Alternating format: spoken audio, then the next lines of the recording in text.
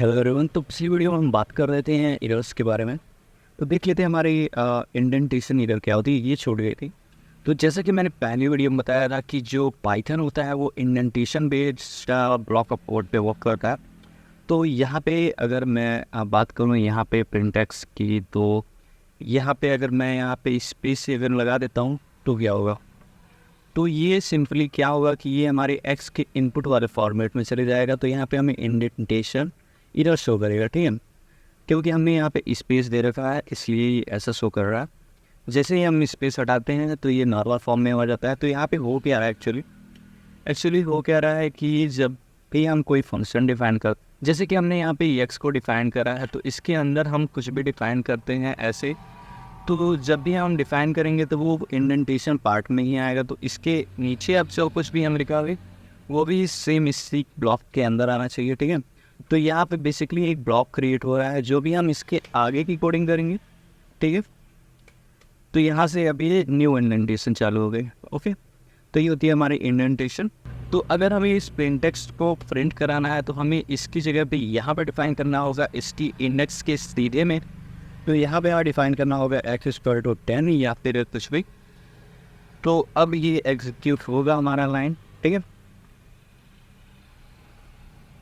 But अगर हम इसे किसी कंडीशन के अंदर रखते हैं, तो जैसे कि if x is greater than 10, ठीक है, तो अब ये वर्क करेगा हमारा, ओके। तो ये इसको हम कंडीशन के अंदर रखते हैं तो इंडेंटेशन हमारी वहाँ पे वैलिड होती है, ओके। तो नेक्स्ट देख लेते हैं हमारा वेरिएबल्स क्या होता है। तो लेट्स से मैंने यहाँ पे डिफाइन करा x=5, ठीक है। तो यहाँ पे x क्या होगा, ये हमारा वेरिएबल होगा। इसके अंदर जो भी हमने वैल्यू स्टोर कराई है वो 5, वो हमारी वैल्यू रहेगी, ठीक है।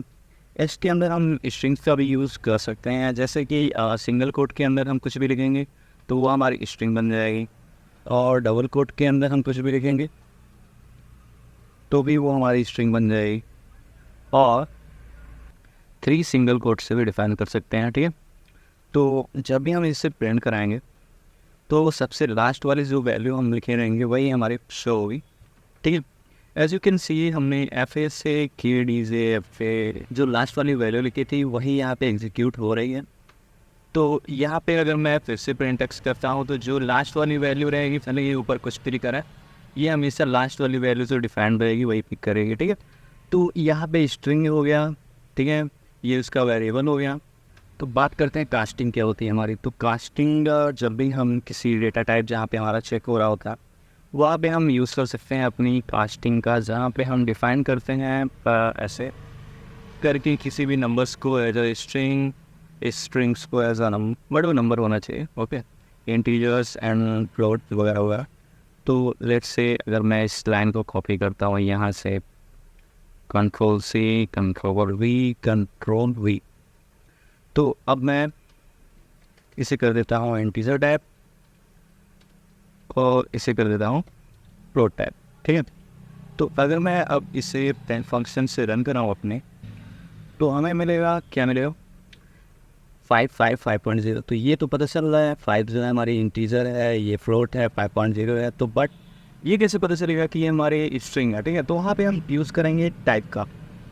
तो लिख लेते हैं यहाँ पे हम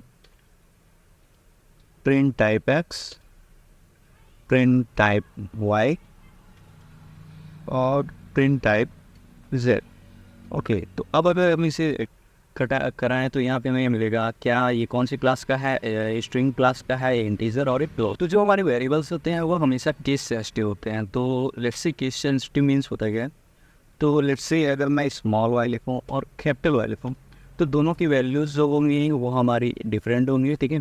ऐसा नहीं है कि जैसे हम अपनी HTML के अंदर लिखते थे स्मॉल में कैपिटल में, बट यहाँ पे क्या होगा कि ये केस सेंसिटिव मीन्स हमेशा अलग अलग वैल्यू होगी, दोनों स्मॉल की अलग और वाला में।